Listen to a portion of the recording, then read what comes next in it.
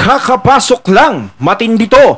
Bongo, binasag, katahimikan, Duterte, baste, nagulat, PBBM tamba, di makapaniwala. Ayan, si Senator Bongo. No, syempre, naiintriga to si Senator Bongo ngayon eh. Kung bakit ba? Anong nangyayari kay Senator? Ayan, syempre, etong balitang ating matutunghayan ngayon ay nagbula kay News PH at ilalagay ko sa description box ang link ng channel ni News PH para maging updated po kayo sa mga balita na kanyang inihahatid sa atin. At syempre, ito po ang inyong lingkod na si BT na magbibigay ng reaksyon at komento dito sa videong ating matutunghayan ngayon.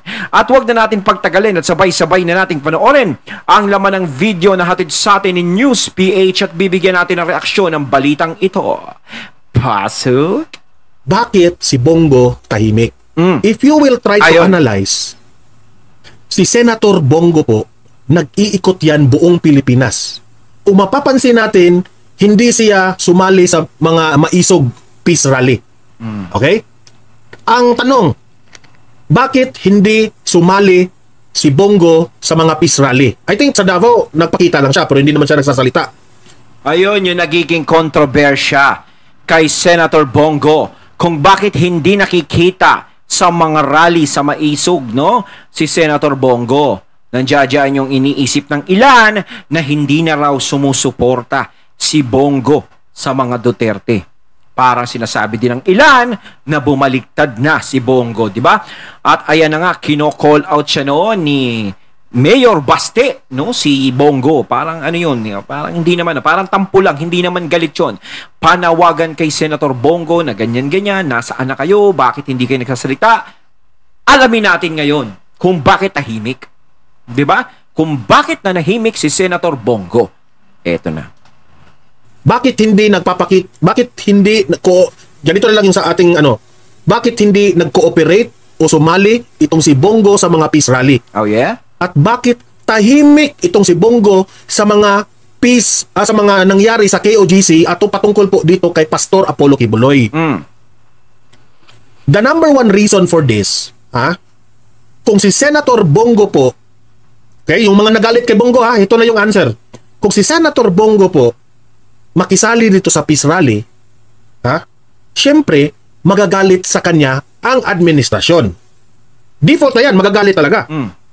Kung si Senator Bongo magsasalita siya patungkol dito kay Pastor Apollo Kibuloy, magsasalita siya dito sa KOJC, sa mga nangyari, sa mga ginagawa ng PNP, sa mga KOJC nating mga kababayan, kung magsalita si Bongo, magagalit rin ang administrasyong Marcos. Specifically, itong si Tambaloslos at the rest of the congressman na kaalyado ni PBBM, magagalit dito kay Bongo. Pati itong sa executive, itong Malacanang, magagalit kay Bongo. Magagalit kay Bongo. Sa ngayon wala silang ikatira, wala silang ikabanat kay Bongo kasi tahimik si Bongo, di ba? So, hindi minamaneho, hindi tinatrabaho si Bongo ng Kongreso at dito sa Malacanang. Wala. Kasi tahimik si Bongo, di ba? Bakit ginawa yan ni Bongo? Bakit ayaw ni Bongo makipaghidwaan sa Malacanang? Bakit ayaw ni Bongo makipaghidwaan, makipagdebate dito sa Kongreso? Kung siya ay kung lalaban siya dito sa maisog rally, kung lalaban siya dito sa nangyari sa KOGC, hindi niya ginawa yun dahil po may sinasalbar itong si Bongo. Ano ba itong sinasalba ni Bongo? Ano yun? Ang taong bayan. Ang malasakit kasi, buong Pilipinas ang malasakit center, ang buong malasakit, taong bayan po ang nakabenepisyo doon. Malaking tulong ang malasakit center sa entire Philippines. Totoo yan. Now, kung itong malasakit na ito, kung tatanggalan ito ng budget dahil si Bongo nag-iingay, dihado tayong lahat. Yun ang nasa isip ko, Malaki ang budget ng malasakit Ipinaglaban yan ni Senator Bongo sa Senado. Itong malasakit na ito. Malaking tulong ito sa mga mahihirap, yung malapit nang nasyusyutay pero dahil sa malasakit nabuhay. Yung mga walang perang pangbayad sa hospital, natutulungan ni Senator Bongo dito sa malasakit. Totoo yan. Totoo yan. Yan ang pinagkakapuri-puri ko, yung isang pinagkakapuri-puri ko kay Senator Bongo. No, yang malasakit center niyang yan. Itanggi man ng iba o hindi. Aminado tayo na malaki ang naitulong niyan sa lahat ng mga Pilipino. Sa isang banda, si Donmar TV yung nagsasalita. No? Credits po, sir. May punto yung sinasabi ni Donmar TV. No? Kung yan man ang talagang rason ni Senator Bongo, is may punto siya. 'Di ba? Kasi nga naman, kung sakaling lalabanan ni Senator Bongo, no, ang administrasyon, kung ano yung tumatakbo ngayon, mag-iingay siya, magsasalita siya, makikisawsaw siya sa mga salita ng mga hindi maganda laban sa administrasyon, makikikondena siya, ganito ganyan, makikisalo siya, is maaaring mawala yung pondo ng Malasakit Center. Alam naman natin yung ginagawa nila, 'di ba? Alam naman natin na kapag sila'y kontra, 'di ba? Kasi yung mga taong bayan na mismo ang nagsasabi na kapag may kumokontra, tinatanggal sa ganito, kung ano-anong ginagawa, kinakasuhan, ganyan-ganyan, 'di ba? Alam ng lahat kung ano ang nangyayari. 'Di ba? May posibilidad din na mangyari kay Senator Bongo yun. At sa Malasakit Center. Kung yun ang tunay na dahilan, no? Kung yun ang isa sa tunay na dahilan, is talagang makatwiran yung ginagawang pananahimik ni Senator Bongo. Dahil nasa puso niya pa rin ang pagtulong sa mga Pilipino. Hindi niya isinusugal yung pagtulong niya sa mga Pilipino. Yung Malasakit Center, hindi niya isinusugal yan. 'Di ba? Kasi gusto mong tumulong eh. Oras na mawala yung pondo niyan, wala na. Yan ang isang sinasandalan ng mga Pilipino, lalong-lalo na sa mga ospital, yung mga na-ospital, nagkakasakit. Isa yan sa sinasandalan at kailangan ng lahat. 'Di ba? Kapag nawala yan, malaking pila yan sa lahat. Sa lahat ng mga Pilipino. Kaya may katwiran din sa isang banda yung sinasabi ni Sir Donmar dito na kaya tumatahimik si Senator Bongo. Hindi siya pwede nga naman na makipagbakbakan kung yung gobyerno ngayon ang nagbibigay ng pondo dyan. Maaari kasing mapahinto yung confidential fund nga eh. Diba? Yung fund, kinontra nila. Hindi nila binibigay kay VP Sara. Kay Senator Bongo pa kaya. VP na yon, di ba? Maaaring mangyari din kay Senate. Paano naman yung mga Pilipino na sumasandal sa Malasakit Center? Di ba? Yun ang iniisip niya siguro. Na huwag idamay ang mga tao. Sa halip na makisalo siya, sa halip na mag-ingay siya, is tumahimik na lang siya. Di ba? Sa tingin ko, si Senator Bongo is playing safe. Playing safe si Senator Bongo. Alam niyo ba kung bakit? Dahil kung kukontrahin niya itong administrasyon natin, kung sa in a way na pupunta siya sa Maisog Rally, in a way na magsalita siya sa KOJC, ipaglaban niya si Pastor Apollo Kibuloy, there is a big tendency na pagtripan siya dito sa Kongreso, pagtripan siya dito sa mga executive. Tama yan. Okay? Maaari siyang mapagtulong-tulungan dyan eh. Diba, lalong-lalo na meron siyang mga proyektong ganyan na Malasakit Center. Maaaring ipitin yung pondo niyan, hindi na ibigay sa kanya. Diba? Mapahirapan lalo yung mga nakasandal dyan. Lahat tayo nakikinabang dyan, mga Pilipino. Siguro kung yun talagang tanging dahilan is dapat nating unawain. No? Nandiyan na nga is nagpe-play safe si Senator Bongo. Nagpe-play safe siya dahil siguro may malalim na dahilan. Dahil kung makikipagbakbakan siya, walang mangyayari. Diba? Nandiyan, syempre, kalabanin mo, ganito, sabihin mo, ganito, ganyan ang administrasyon, ganito, tamba, ganyan. Paano nga naman yung Malasakit Center pag nawala? Ano gagawin ng mga kababayan natin ngayon? Diba? Eh lalo na yung PhilHealth, madaming ano, di ba? Daming problema, daming issue. Yung malasakit center, isa yan sa sumasalo sa atin. Eh paano pag nawala yan? Nawala ng pondo, syempre hindi nagagana yung malasakit center na yan. 'Di ba? Kaya may katwiran, kakatwi-katwiran. No? Meron siyang punto ron, no? Kasi kung gano'n ang ginagawa nga ni Senator Bongo, ulitin ko, iniisip niya yung kapakanan na nakakarami. No? Siguro iniisip niya Senator Bongo, nandiyan na kayo eh. Marami na kayo dyan sa Maisog Rally, kaya nyo nang magsalita yan. Kaya nyo nang magsalita yan. Hindi nyo na ako kailangan. Di ba? Parang ganun din yun eh. Kasi, ano ba naman yung idadagdag niya ron? Di ba? Magagaganon din siya. Ngayon, kung merong magandang proyekto siyang pinoprotektahan, is, unawain na lang sana. Maunawaan naman siguro yun. Lalong-lalo na ng mga Duterte. Di ba? Kung kapakanan ng mga Pilipino ang iniisip mo, kaya hindi ka sumasama sa ganyan, no? Nakikiisa, is magandang katwiran yun. Excuse yun para sa akin. Depende na sa inyo mga katunay kung ano ang maiisip nyo, no? Kay Senator Bongo. Pero sa akin, kung yun ang isa sa mga dahilan, is magandang excuse yun para sa akin. So, ibig sabihin, pipilayan nila si Bongo, tanggalan yan ng budget. Maaari. Para masira si Bongo. Maaari. Nagigets ninyo ang aking ano? Nagigets ninyo ang aking paliwanag?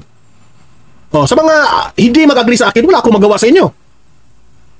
Yan ang paniniwala ko bakit tahimik si Bongo. Kasi kung hindi tayo hindi agree, sabihin na, hindi, naguhudas yan, ganito, ganyan. Wala po tayong magawa kasi sino po ba ang nagpopondo diyan sa Malasakit Center ni Senator Bongo? Di ba sila? Sila yung nasa posisyon eh. Sila yung nagbibigay ng pondo diyan, kaya gumagana yung malasakit. Okay lang sana kung sa bulsa talaga ni Senator Bongo nang gagaling yan, di ba? Walang problema, siguro makikipagbakbakan na si Senator Bongo diyan. Hindi niya naiisipin yung mga ganito-ganyan na, sa inyo kami kung bakit, sarili kong pera to eh. Kaso hindi eh. Sa gobyerno. Di ba? Yun yung pinantutulong sa mga tao dyan sa malasakit. Kung si Senator Bongo is kikilos ng alanganin, kung pipilitin natin siya, kung pipilitin niyo siya, ganito, hindi, hudas ka, wala ka, bumabaliktad ka, takot ka. Sa tingin nyo ba pag siya napag-initan, paano yung Malasakit Center? Ako kasi mas maganda na yun eh. O sige, okay na yan. O hindi siya makita sa ganyan. 'Di ba? Basta yun yun ang dahilan. Hindi yung sasabihin ng iba na bumabalik makita natin isang araw, no, nandoon na sa may kabilayan, no. Iba na yun. 'Di ba? Pero kung sinasabi ko, ulitin ko, kung makatwira na ganito, is walang problema. 'Di ba? Excuse na excuse yun. Ang question natin ngayon, itong si Robin Padilla, itong si Tolentino, itong si Bato. Wala naman itong hindi naman masasakripisyo ang ating taong bayan. Ang malasakit po, nationwide na yan. Nakakatakot yan. Pag yan malasakit na yan, pumalya yan dahil tinatrabaho ng Kongreso at Malacanang, patay tayo dyan. Hindi lang si Bongo ang masisira yan. Buong Pilipinas na naka-benefit dito sa programa ni Bongo, lahat damay ito. Mas inuna, mas inuna ni Bongo ang taong bayan kesa magserbisyo siya dito at sa tatay nating Digo. Kumbaga hindi binibigyan ni Bongo ng pagkakataon yung mga kalaban ng mga Duterte na makahanap ng butas sa kanya. Hindi na baling siya yung nabubutasan dito sa side ng mga Duterte. 'Di ba? Pero yung mga kalaban ng mga Duterte is hindi niya binibigyan ng pagkakataong makahanap ng butas para mapag-initan siya. 'Di ba? Magaling na taktika 'yon.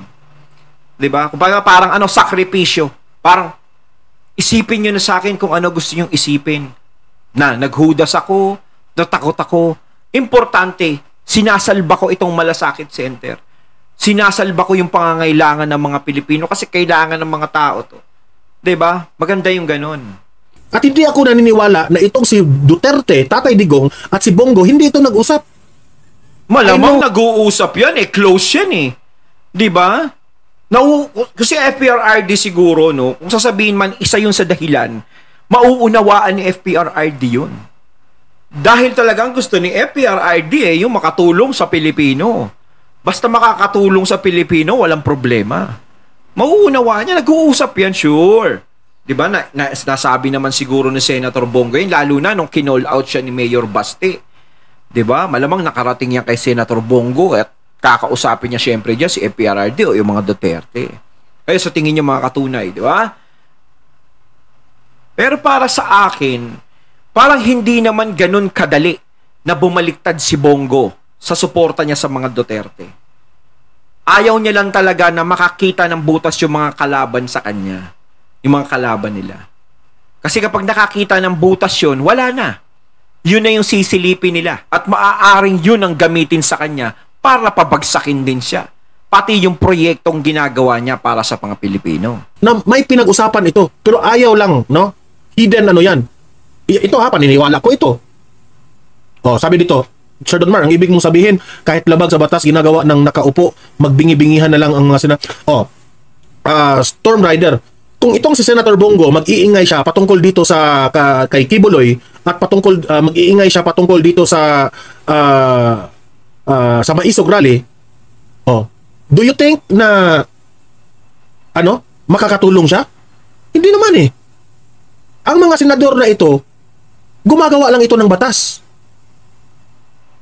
Yes, pwede siyang mag-ingay na dapat hindi ganun yung sakto Nag-ingay naman si Robin Padilla. Kasi nga nakita natin, 'di ba? Si VP Sara umattend sa ni FPRRD, 'di ba? Sa Maisog, 'di ba? Na nakita doon na parang binigyan ng kahulugan ni FL Lisa nga yung pag-attend ni VP Sara. No, sinabihang bad shot si VP Sara kasi ganun ba't uma-attend doon sa ganito, ganyan. Kung kay Bongo rin, maaaring mangyari din 'yun. 'Di ba? Ituring din talagang ganun si Bongo. Nakahanap na ng butas sila. Paano naman yung pondo nga naman ng malasakit? Syempre, saan ba manggagaling 'yun? Sa kanila rin mismo. Sila din ang magpapasa nun. Sila din ang magbibigay nun. 'Di ba? Kung kokontra si Senator Bongo, wala na. 'Di ba? Kaya siguro ayos na yung ganyan. No, nakikita naman natin marami pang nagsasalita. Marami pa talagang pwedeng iba na magsalita. No, kumbaga sa akin, kahit wag na, sige, wag ka nang lumabas si Bongo, wag ka nang maganya, o tahimik ka na lang, ganito. Okay na sa akin yung ganoon. 'Di ba? Ang sinasabi ko lang, wag lang yung talagang na makita natin isang araw, baka mamaya nandun.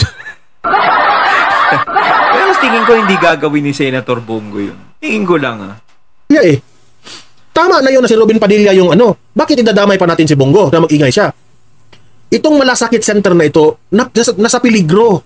Kung ito ay kunan ng budget nila, ha? Yun nga Dahil gano'n na talaga ang sistema natin eh.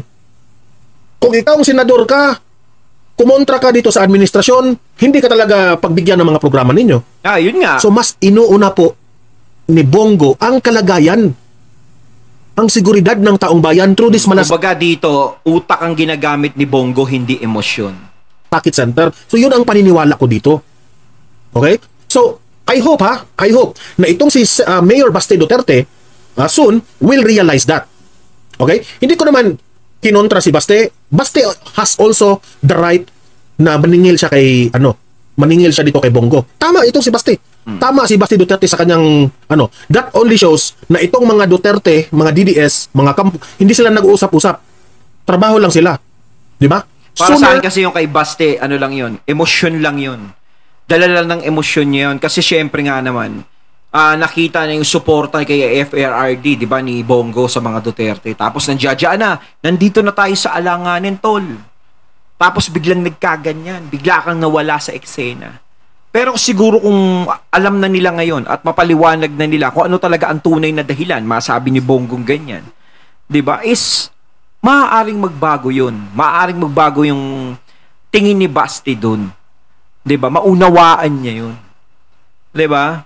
Kasi kung para sa taong bayan 'yun, is kahit sino, kung talagang ikaw ang puso mo sa taong bayan, masasabi mo, sige, excuse 'yun. 'Di ba? Huwag ka lang makikita sa kabilang panig, parang gano'n. Yun lang naman.